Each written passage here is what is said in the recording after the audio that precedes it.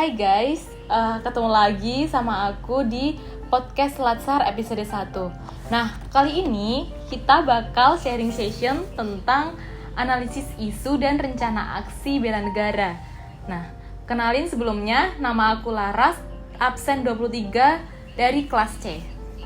Nah, di sini aku bakal ditemenin sama teman aku. Halo, nama aku Nisa, absen 24 dari kelas C juga. Nah, Nis, kira-kira selanjutnya isu kontemporer bela negara apa sih yang bakal kita bahas? Nah, dari banyak isu yang ada di sini, yang saat ini di Indonesia, kita memilih 3 nih, Ras.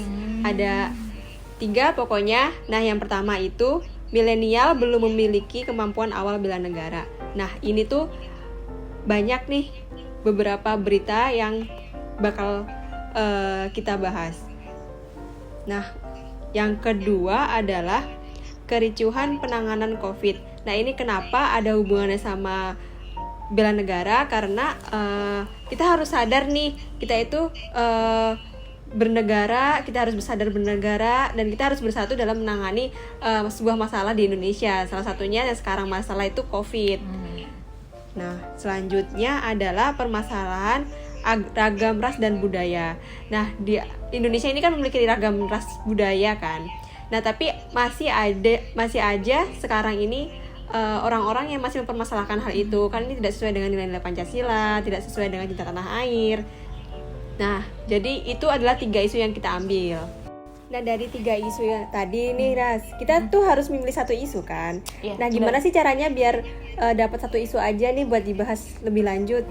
Nah, jadi kita itu punya cara pakai teknik tapisan USG. Nah, dari tabel ini bisa kita lihat ya. Jadi isu yang kita pilih itu yang nilainya paling gede, yaitu milenial belum memiliki kemampuan awal bela negara. Nah, kenapa kita pilih isu yang pertama? Hal itu karena generasi milenial itu kan nantinya yang akan memimpin Indonesia. Nah, kalau generasi milenial itu sendiri belum memiliki pengetahuan dan masih bermalas-malasan serta tidak produktif, itu akan membahayakan masa depan Indonesia. Terlebih sekarang sedang masa COVID kan. Nah, pasti butuh peran aktif dari generasi milenial. Dan itu sangat berdampak buruk jika dibiarkan secara terus-menerus. Nah, dibandingkan dengan yang isu yang kedua, kenapa dia nilainya lebih rendah sedikit? Itu karena menurut aku, dia itu dampaknya hanya berlaku di beberapa daerah aja. Kan yang memperlakukan PPKM jam malam itu kan hanya yang PPKM-nya berlevel tinggi ya kan. Nah, jadinya kericuhannya mungkin hanya di beberapa daerah itu aja. Nah, terus kenapa yang nomor 3 ini nilainya paling rendah yaitu 12? Karena menurut aku juga sekarang itu kan kita bisa lihat nih karya-karya kreativitas anak muda ya kan, yang banyak mengangkat tema budaya-budaya Indonesia. Nah, hal itu mungkin udah menumbuhkan semangat toleransi sehingga bisa menginfluence generasi muda yang lain dan juga masyarakat Indonesia secara luas. Nah, mungkin itu aja sih Nis yang bisa aku jelasin kenapa kita pilih isu yang pertama. Jadi kita mengambil isu yang pertama nih ya, Ras? Iya. Nah, kan tadi kan udah nih kita pilih isu yang mau kita angkat. Nah, terus kita bakal bahas nih rencana aksi bela negara apa. Nah, contohnya gimana sih nih rencana aksi bela negara yang bakal kita lakuin? Nah, aku jelasin ya. Ini adalah tabel yang aku buat untuk menangani isu yang kita pilih tadi kan ya. Hal yang harus dilakukan nih, yang pertama, belajar mengatur kecerdasan emosional dan spiritual. Yang kedua, memelihara kesehatan fisik dan mental, karena nggak cuma fisik doang yang penting nih, tapi mental juga, karena sekarang lagi hype-nya mental illness kan di kalangan milenial. Terus yang kemudian yang ketiga adalah memberikan edukasi dan sharing hal positif kepada orang lain. Kalau kecerdasan emosional dan spiritual tuh gimana sih Nis? Cara mengaturnya ya? Iya. Ya mungkin kita lebih belajar sabar. Terus kalau seandainya kita ada sesuatu, kita tuh ngeresponnya tuh jangan langsung marah-marah gitu loh. Ya, bener. Jangan langsung share gitu. Bener. Nah, kalau spiritual itu sesuai dengan agama masing-masing ya, gimana caranya menjaga hubungan dengan Yang Maha Kuasa. Yeah. Nah, kemudian manfaat apa sih kalau seandainya kita melakukan hal itu? Yang pertama, meningkatkan daya tahan tubuh. Yang kedua, milenial dapat memiliki kemampuan awal bela negara. Yang ketiga, mengurangi permasalahan yang tidak perlu.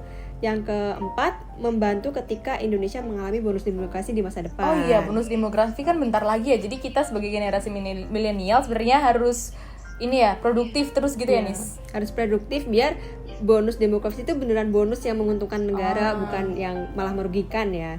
Terus gimana sih kalau seandainya kita nggak ngelakuin hal ini? Nah, milenial ini akan mudah terpengaruh dengan hal buruk. Kita akan mudah termakan berita-berita Hoax buruk, gitu ya? Iya, hoax. Terus kemudian rentan penyakit nih, baik penyakit fisik maupun penyakit mental. Nah, yang tadi yang bahas mental illness itu. Terus yang ketiga, masa depan Indonesia dipertaruhkan nih karena siapa lagi penerus bangsa kalau bukan anak generasi milenial. milenial. Betul. Jadi yuk guys, kita sama-sama buat melakukan rencana aksi ini supaya generasi milenial ini tetap produktif gitu ya, Nis? Iya, betul. Oke. Nah, jadi sebenarnya poin penting apa sih nih yang harus kita lakuin nih sebagai generasi muda? Menurut kamu gimana? Menurutku nih yang pertama, learning. Kita jangan lelah untuk belajar. Baik Ya, belajar di sekolah maupun nggak di sekolah, semua hal itu Soft bisa skill, dipelajari. soft skill gitu ya, benar. Yang kedua, kita harus melakukan sesuatu nih. Gak cuma kita harus aktif, bukan pasif gitu. Bukan cuma thinking tapi juga doing, benar. Nah, betul. Jangan kebanyakan mikir intinya, guys. Dan yang ketiga, kita sharing nih. Kalau kita mendapatkan hal yang positif, kita harus sharing ke teman kita agar kepositifnya itu menular. Ya, biar juga pengetahuan kita juga semakin bertambah ya kalau kita bisa sharing-sharing gitu. Nah, ternyata udah selesai guys bahasan kita tentang podcast episode 1 kali ini. Nah, semoga bermanfaat ya buat generasi-generasi milenial di luar sana. Sampai jumpa. Terima kasih.